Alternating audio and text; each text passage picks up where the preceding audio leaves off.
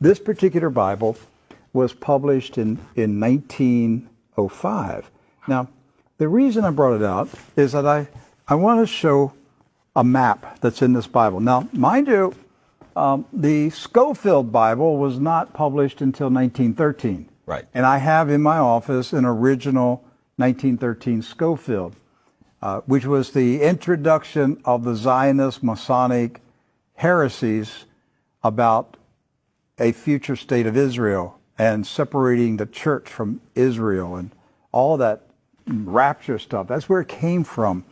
It was a Masonic Zionist heresy that was introduced into the American churches in 1913. This is a 1905 Bible. Pre-Scofield. Pre-Scofield, with no Scofield notes in it. So, you open it up, and this is on page 13. I mean, this thing's big.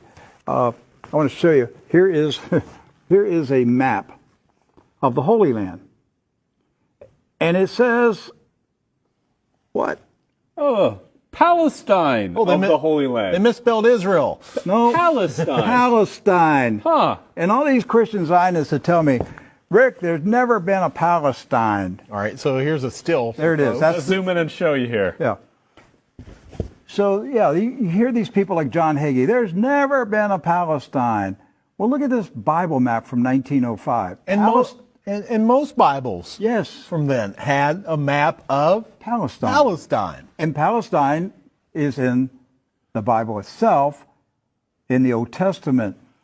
So we're showing you this just because I'm trying to break through the propaganda, the confusion, the lies that the Zionists have implanted in millions of minds of Christians in America, and told them there's never been a place called Palestine.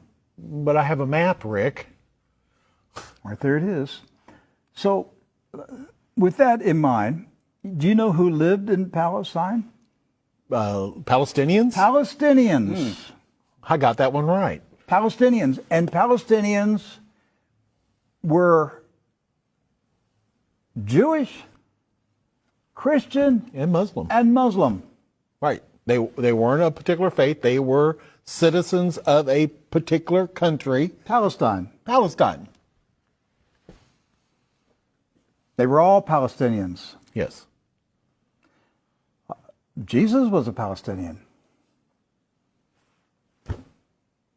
Look at this. Okay? So Israel has never meant a political country. It's always meant the people of God. Yes. The called out ecclesia, the people of God. That's what Israel means. It's not a political country. With that in mind, we're going to show you some of the scenes of the violence that's taking place in Palestine this week, because here's what's happened.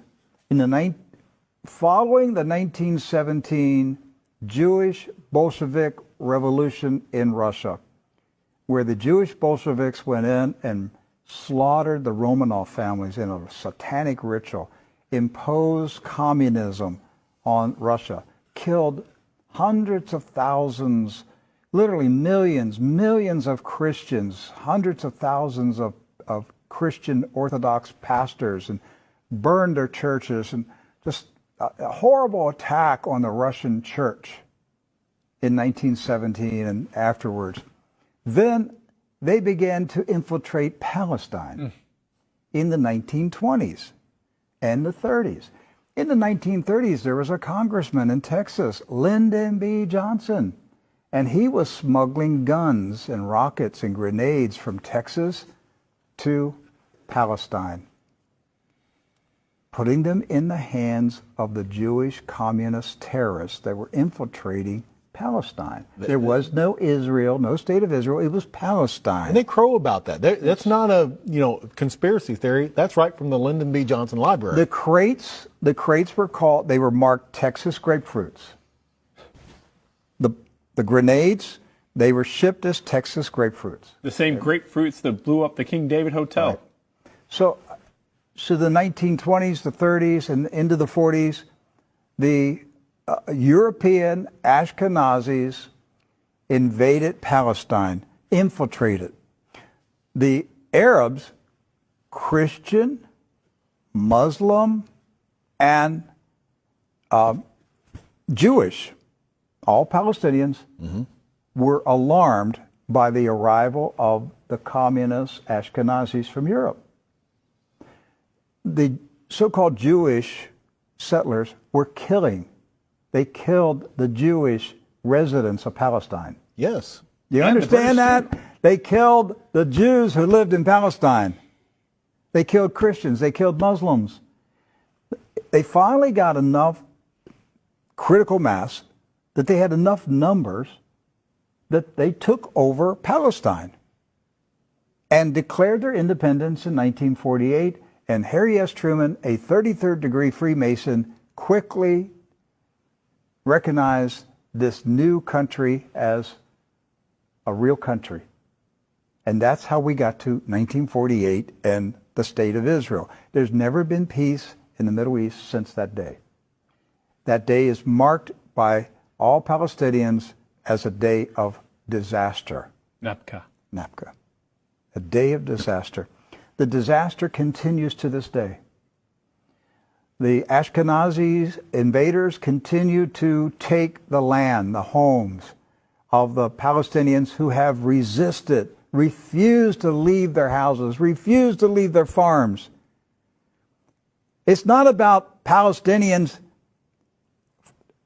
trying to chase out Jews. It's Jews who are trying to chase out Palestinians. And to this day, since 1948, they're still fighting them, trying to make them leave. Right.